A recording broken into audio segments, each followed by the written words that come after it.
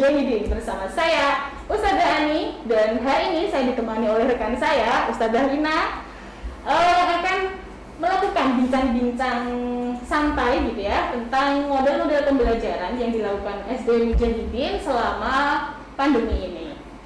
Oke, good morning Us. Good morning. Bagaimana kabarnya hari ini Us? Sehat? Alhamdulillah. Alhamdulillah. Saudara Lina, kita langsung saja ya, kita langsung ke intinya pertanyaan, ya, tapi nggak apa-apa lah ya. Mau tahu aja ini Us, model-model pembelajaran yang dilakukan oleh SD Mujahidin selama pandemi seperti ini tuh yang kayak gimana sih Us? Ya, jadi ketika masa pandemi ini memang pembelajarannya berubah drastis ya sama pembelajaran tatap muka sebelum pandemi. Nah, di masa pandemi ini SD Muhammadiyah Mujahidin menggabungkan metode pembelajaran antara metode daring dan juga metode luring. Jadi di-blendkan dua metode ini. Oke, jadi ada ini ya, ada kolaborasi, bukan kolaborasi sebenarnya, blend. Itu berarti mencampurkan antara model pembelajaran daring yang online dan luring, offline ya. Iya. Oke. Itu dimulainya sejak kapan, Us? Apakah sudah sejak pandemi ini saja atau memang dari dulu sudah ada itu? Oh iya, jadi untuk metode daringnya ini karena pandeminya mulai bulan Maret ya ini ya. Jadi pas awal pandemi bulan Maret sampai dengan bulan Juni Juni gitulah itu sekolah karena memang minim persiapannya, jadi pada awal pandemi itu sekolah baru menerapkan yang metode daring saja gitu. Nah, tapi ketika bulan Juli mulai tahun pelajaran baru, nah sekolah sudah menyiapkan gitu ya. Jadi pembelajaran blended learning ini antara daring dan luringnya itu dimulai bulan Juli kita pelajaran baru. Oke, berarti beberapa saat setelah pandemi ya, karena memang kombinasi antara dua pembelajaran itu memang harus butuh persiapan kayak gitu ya, tidak instan kayak gitu, tidak ujuk-ujuk kayak orang Jawa bilang kayak gitu. Oke, ke selanjutnya kemudian untuk sistem pelaksanaan pembelajaran daring dan luringnya itu sendiri yang seperti apa tuh? Iya, jadi untuk metode daring, nah ini metode daring ini merupakan tantangan baru gitu ya untuk guru-guru SD Al-Mujahidin gitu. Dulunya yang guru-guru itu belum akrab dengan teknologi, belum akrab dengan kamera, belum akrab dengan PowerPoint, dengan KineMaster. Nah, di masa pandemi ini kita menerapkan metode daring di mana setiap guru dituntut ya. Jadi mereka semua harus berusaha menyiapkan pembelajaran dengan metode-metode daring ini. Guru-guru dituntut membuat video. Ya, jadi setiap pembelajaran kami dampingi dengan membuat video pembelajarannya. Iya, guru-guru juga menyiapkan materinya. Materinya nanti bisa dalam bentuk PowerPoint, bisa juga dalam bentuk PDF gitu. Oke. Iya. Jadi ini guru jadi malah super sibuk ya, karena yang harus produksi video sendiri, harus bikin materi. Sebenarnya di pembelajaran offline pun setiap hari pasti seperti itu ya, cuman bedanya kalau di masa-masa sebelum pandemi, guru-guru menyiapkan materi kemudian mengajar di kelas, bertemu langsung dengan siswa. Kali ini lain kayak gitu ya. Guru tidak bisa menjelaskan di hadapan siswa secara langsung, jadinya harus membuat terobosan baru. Nah, kalau SD Mujahidin membuat terobosannya dalam bentuk video tadi ya, video pembelajaran. Itu guru-guru menyiapkan mulai dari proses pembuatannya, kan itu harus ada syuting dulu, kemudian editing, kemudian proses upload ke YouTube. Itu gimana itu? Ada yang membantu atau ada tim sendiri atau gimana? Tentu saja ini ada prosesnya, betul, karena pada awalnya guru-guru itu belum akrab ya tadi dengan teknologi. Nah, sekolah memfasilitasi, sekolah mengadakan pelatihan seperti itu ya, bagaimana cara memproduksi atau membuat video pembelajaran gitu. Jadi setelah mengikuti pelatihan, bagaimana cara membuat video, bagaimana membuat soal evaluasi dengan Google Form. Nah, memang guru-guru ini kebanyakan yang melaksanakan ini produksinya sendiri. Memang ada tim IT yang membantu sebenarnya gitu ya.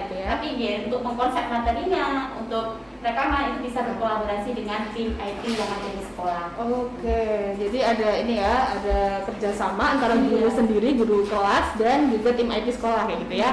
Oke, siap. Kemudian kalau daring dan luring itu kan pastinya selain ribet juga butuh persiapan yang sangat ini, dan juga nantinya kita kalau sistem daring kan aman ya, istilahnya kita tidak tidak berkomunikasi dan tidak bertatap muka langsung dengan orang-orang banyak. Tapi kalau yang luring nih, yang luring bisa dijelaskan yang luring seperti apa? Oke, untuk yang metode luring ini, jadi setiap tingkatan kelas nanti guru-guru akan menyediakan satu buah modul gitu ya. Jadi ada weekly activities. Modulnya ini dikemas dalam bentuk weekly activities. Namanya weekly activities ya. Nah, modulnya weekly activities. Nah, jadi weekly activities ini akan disiapkan oleh guru kelas masing-masing gitu ya. Nanti isinya ada materi, kemudian juga ada link video pembelajarannya, kemudian juga ada latihan soalnya. Oh, seperti itu ya. Ada latihan soal. Oh, oke. Karena latihan soal itu butuh ya, apalagi dalam pembelajaran yang online itu gimana guru tidak bisa menjelaskan secara langsung dan hanya lewat video. Meskipun siswa kemampuannya bagus, tapi kalau tidak secara langsung kadang juga ada siswa yang masih kesulitan seperti ini ya. Nah, dibantu dengan adanya latihan soal yang di luring tadi. Kemudian untuk luring itu kan tidak mungkin ya kita ngumpulin siswa kan. Terus itu sistemnya gimana itu biar aman kayak gitu? Jadi untuk teknis pengambilan tugas luringnya atau weekly activities ini nanti cukup 1 minggu 1 kali. Nanti orang tua akan datang ke sekolah. Iya, biasanya di hari Senin. Nanti orang tua akan datang ke sekolah. Waktunya pun kami sangat longgar ya. Jadi biasanya weekly activities ini bisa diambil dari jam 8 pagi sampai nanti sore. Misalnya mereka orang tua pulang kerja nanti bisa mampir ke sekolah untuk nanti langsung datang ke stand kelasnya itu. Kemudian di situ langsung mengambil tugas yang memang sudah disiapkan oleh wali kelas masing-masing gitu. Dan juga di situ nanti bisa sekaligus orang tua mengumpulkan tugas yang seminggu sebelumnya gitu. Gitu ya. Jadi membawa tugas yang minggu sebelumnya dan mengambil tugas yang baru di hari Senin itu dengan cara drive thru. Oke. Oh, ini sangat membantu wali murid tentunya ya pastinya. Kalau misalnya pembelajaran itu hanya disampaikan secara daring, otomatis orang tua di rumah harus menyediakan gadget yang ekstra gitu ya, karena hampir semua wali murid SD Mujahidin itu adalah beliau pekerja yang sangat sibuk. Dengan adanya luring, jadi orang tua itu terbantu begitu ya. Jadi tenang, beliau bekerja di kantor, di rumah tetap ada tugas gitu. Jadi tidak tergantung dengan handphone. Gitu ya. Yang handphonenya mungkin dibawa sama orang tua. Oke, maaf agak belepotan. Maklum baru pertama podcast ya. Selanjutnya kalau daring dan luring itu kan ini ya kita bisa mungkin bisa diikuti oleh semuanya kayak gitu. Nah kemudian ini karena kita tidak bertatapan langsung dengan siswa gitu ya, tidak bisa menjelaskan materi, tidak bisa memantau apakah mereka mengajinya bagus, hafalannya tetap dijaga seperti itu ya.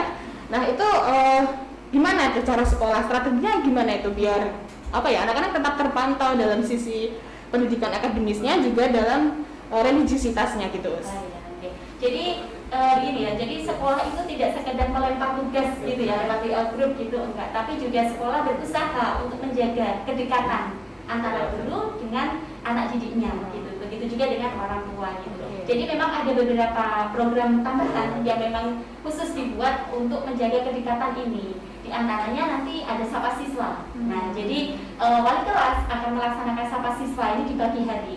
Nanti di sapa siswa ini teknisnya ini menggunakan video call lewat WA gitu ya. Jadi nanti ada jadwal yang sudah di-share di grup sebelumnya. Kemudian nanti di hari itu ada jadwalnya siapa-siapa nanti akan di video call oleh wali kelas. Jadi ketika hari itu ada video call atau sapa siswa, nanti anak-anak bisa bertemu dengan teman-temannya. Dan di situ nanti guru ataupun wali kelas bisa menjaga kedekatan, menanyakan hal-hal dari yang hal sederhana saja. Misalnya tadi bangunnya jam berapa? Karena biasanya ketika belajar di rumah mungkin menganggapnya libur ya. Jadi anak-anak itu biasanya bangunnya siang. Tetapi karena mau ada sapa siswa, mungkin dia jadi bangun pagi ya. Jadi bangunnya pagi. Mau ketemu gurunya nih kayak gitu. Mau ketemu gurunya nanti takut ditanya udah mandi apa belum. Biasanya langsung pagi-pagi langsung mandi karena mau sapa siswa. Jadi dari sapa siswa ini jadi banyak hal yang bisa kita sampaikan ke anak-anak, memotivasi belajar, memberikan pengertian kenapa belajarnya di rumah, kemudian juga pokoknya memberikan semangat agar anak itu ketika di rumah mereka itu posisinya juga tetap sekolah begitu. Iya. Dan di sini pun juga anak-anak bisa saling ngobrol dengan teman-temannya, karena kan sudah hampir 1 tahun ya ini ya. Jadi anak-anak itu kadang lupa siapa namanya. Nah makanya berarti ada yang kenal yang siswa baru kayak gitu kan? Iya betul, makanya ini untuk menjaga interaksi kedekatan antara anak-anak dan juga anak-anak dengan guru gitu, lewat Sapa Siswa ini. Oh, Sapa Siswa ya, program Sapa Siswa tujuannya adalah untuk tetap menjaga komunikasi antara guru dengan siswa kayak gitu ya. Oke. Kalau misalnya ini materi kayak gitu, misalnya mungkin ada penyampaian materi yang secara live kayak gitu mungkin. Iya. Jadi untuk mendukung ya pembelajaran gitu, untuk membantu orang tua selain tadi ada video pembelajaran, kemudian kami juga memberikan fasilitas Zoom meeting gitu. Nah jadi ini kalau sekarang ini programnya baru 1 minggu, jadwalnya 1 kali untuk per kelas gitu. Jadi mungkin di hari Rabu itu nanti ada jadwal Zoom meeting. Nah di Zoom meeting ini kan anak-anak yang bergabung bisa 1 kelas semuanya bisa bergabung ya. Jadi silaturahminya bisa ke semua kelas itu, anak-anak bisa melihat teman-temannya, dan di situ juga guru bisa untuk memaksimalkan menjelaskan materi yang ada di tugas luring di minggu itu. Nanti ditanya kalau misalnya ada materi yang susah, nah nanti lewat Zoom meeting ini nanti guru kesempatannya untuk memberikan penjelasan. Menjelaskan kayak gitu ya. Oke. Jadi anak-anak tidak hanya menerima materi dan mengerjakan latihan saja, tapi juga ada penjelasan melalui Zoom meeting tadi ya. Jadi guru tetap bertanggung jawab untuk memberikan penjelasan. Oke, siap. Jadi tidak hanya mahasiswa saja yang bisa Zoom meeting, siswa SD Mujahidin juga bisa. Luar biasa. Tentunya program-program SD Mujahidin itu tadi berjalan bagus, berjalan lancar karena ada juga kerjasama gitu ya. Kerjasama dan kebersamaan dalam misi kayak gitu ya. Ada satu misi kayak gitu. Biar pendidikan anak-anak tetap ini harus ada strategi-strategi khusus yang memang harus diterapkan di sistem pembelajaran gitu ya, sistem pembelajaran di masa pandemi. Nah, ini program-program SD Mujahidin tadi ada Sapa Siswa, ada pelaksanaan Zoom meeting dan juga daring dan luring sistem pembelajaran. Ada satu lagi ternyata. Ada satu lagi. Nah, program unggulannya kan di sini ada Tahsin dan Tahfidz ya. Ketika masa pandemi ini tidak bisa Tahsin dan Tahfidz secara tatap muka, nah sekolah memberikan video call Tahsin dan Tahfidz. Oh gitu. Iya, jadi ini tim Tahsin Tahfidz ini sangat luar biasa gitu ya. Jadi setiap hari, jadi jadwalnya itu 1 hari itu untuk 1 kelas. Jadi guru pengampu Tahsin nanti akan memvideo call anak-anak gitu sejumlah siswa gitu ya, satu kelas. Jadi misalnya kalau hari ini jadwalnya kelas 1 champion misalnya, nah itu ya satu guru ini akan menelpon 28 siswa di kelas 1 champion ini untuk mengecek hafalannya dan juga untuk mengecek bacaan Iqra-nya. Ini luar biasa ya. Mantap sekali ya, luar biasa. Tahsin dan Tahfidz sudah pembelajarannya, sudah kemudian apa ya?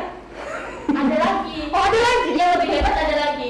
Siapa coba? Orang tua. Nah, ini luar biasa ini. Program sekolah yang sudah dirancang sedemikian rupa ini tentu saja tidak akan berjalan, tidak akan sukses tanpa dukungan dan kerjasama dari orang tua yang ada di rumah. Ya luar biasa, mereka adalah guru terbaik pada saat sekolah di masa pandemi ini. Iya betul. Terima kasih sekali kepada orang tua. Iya betul sekali ya. Betul. Di tengah kesibukan orang tua, di tengah setelah saya kesibukan juga pasti ada keterbatasan, tapi juga tetap kooperatif seperti itu ya dengan sekolah Hills. Tidak ada ya kendala 1-2 ada pasti kan ya, tapi semuanya alhamdulillah berjalan lancar gitu ya.